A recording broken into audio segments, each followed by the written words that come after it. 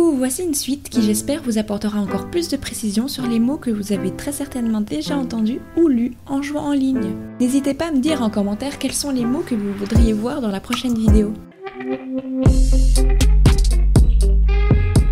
Learn to play, qui signifie apprends à jouer, est un terme qui, vous l'aurez compris, est plus que négatif. Donc si jamais on vous l'a déjà sorti, c'est que le joueur aura estimé que vous avez vraiment mal joué. Ne vous arrêtez surtout pas sur ce genre d'expression, persévérez et vous deviendrez vous aussi un PGM. Pro gamer signifie simplement joueur professionnel. Ce terme est utilisé dans plusieurs cas. Premièrement, comme cité à l'instant, pour désigner un joueur pro. Mais il peut également être dit à un joueur qu'on a trouvé incroyable. Pour illustrer, imaginons que vous êtes en duo sur Warzone. Vous arrivez en fin de game et votre coéquipier tombe. Par chance, vous trouvez le temps de le réanimer après avoir descendu ceux qui avaient dézingué votre ami. Il vous lâchera un petit « T'es un PGM toi ?» pour vous dire que vous êtes un bon joueur. Craft désigne simplement l'artisanat dans les jeux vidéo. On peut en trouver sous plusieurs formes différentes. Par exemple, dans le jeu The Last of Us, nous pouvons récolter des ingrédients afin de fabriquer des objets tels que des bombes ou encore des fumigènes. Nous pouvons aussi parler du jeu Fortnite, où nous pouvons carrément fabriquer des monuments tout en combattant. La liste est bien entendu beaucoup plus longue, mais vous aurez compris le principe du craft. Voilà 3 termes utilisés pour féliciter les joueurs qui ont bien joué. Pour commencer, good game signifie bonne partie. C'est donc généralement dit en fin de game. Ensuite, good job signifie bon boulot. Ça peut donc être dit après chaque belle action. Well play, quant à lui, est un synonyme de good job qui signifie bien joué. Ce sont des termes nous donnant des directions à suivre. Illustrons-les directement. Imaginons que vous lanciez une partie sur League of Legends, quelqu'un vous dit « Go top », il voudra que vous alliez sur la partie supérieure de la carte. Si l'on vous dit par contre « Au top » sur Call of par exemple, on voudra vous signaler un ennemi au-dessus de vous. Toujours sur LoL, cette fois-ci on vous dit « Je vais au mid », il vous précisera qu'il prendra la lane au milieu de la carte. La lane étant la ligne que forme la route sur votre carte, de votre base à celle de l'ennemi. Si vous avez bien suivi jusqu'ici, vous vous doutez déjà de ce que signifie bot. Bot est simplement la lane du bas dans les MOBA, les jeux comme League of Legends ou Dota.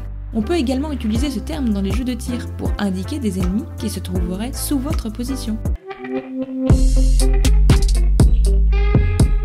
Le stuff dans les jeux vidéo est le terme utilisé pour désigner notre équipement. Il est le plus souvent employé dans les MMORPG, mais c'est démocratisé un peu dans tous les genres. Comme le jeu Destiny par exemple, qui est un jeu de tir à la première personne dans un univers futuriste post-apocalyptique. Skill signifie compétence. On en parlera pour désigner plusieurs choses. Vous lancerez par exemple un live sur God of War en mode God, qui est la difficulté la plus élevée. Vous arrivez devant une Valkyrie et gagnez votre combat sans faillir. Vous voyez alors sur votre chat une flopée de gens vous dire « T'as trop de skills, c'est fou !» Ils auraient donc estimé que vous êtes un bon joueur. Si par contre un jour vous décidez de lancer pour la première fois Diablo 3 pour y rejoindre des amis et qu'un d'eux vous dit « T'as préparé des skills ?» Il voudra alors parler de vos sorts, les attaques spécifiques à chaque classe. Player vs player, ou en français joueur contre joueur, signifie les modes de jeu qui se jouent contre des autres personnes. Nous pouvons retrouver le PVP dans toutes sortes de jeux, FPS, MMO ou encore dans les MOBA. Donc tant que vous serez contre des joueurs, on parlera de PVP. Le PVE, quant à lui, est le terme pour signifier joueur contre l'environnement. Le PVE est surtout retrouvé dans les RPG ou MMORPG tels que la légende de Blizzard qui n'est nul autre que World of Warcraft, dans lequel nous pouvons y faire des donjons où nous y combattrons de multitudes de monstres et de boss en tout genre. Voilà ce que représente le E de PVE. Il y a énormément de jeux qui vous permettent ce genre de mode, comme Lineage qui fut également un très beau jeu. Rush dans les FPS par exemple est employé pour spécifier le fait de se précipiter vers un point précis pour prendre d'assaut l'ennemi. Tandis que dans les RPG, on pourra parler de rush leveling qui est le principe de monter au niveau max le plus rapidement possible. Spawn signifie apparaître. Une fois traduit, vous pourrez imaginer facilement ce que cela voudra symboliser dans les jeux vidéo. En effet, nous parlerons de spawn pour spécifier l'endroit d'apparition de votre personnage. Selon le jeu, l'endroit où vous apparaissez peut être modifié. Comme par exemple sur le jeu The Last of Us en mode online, à chaque manche vous échangerez votre spawn avec l'équipe adverse.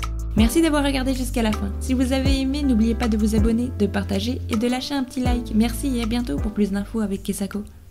On parle peu, on blague pas de parale pour l'argent sale. J'te parle en mode dréré, histoire que tu capes le délire. 13 ans faisait des délits.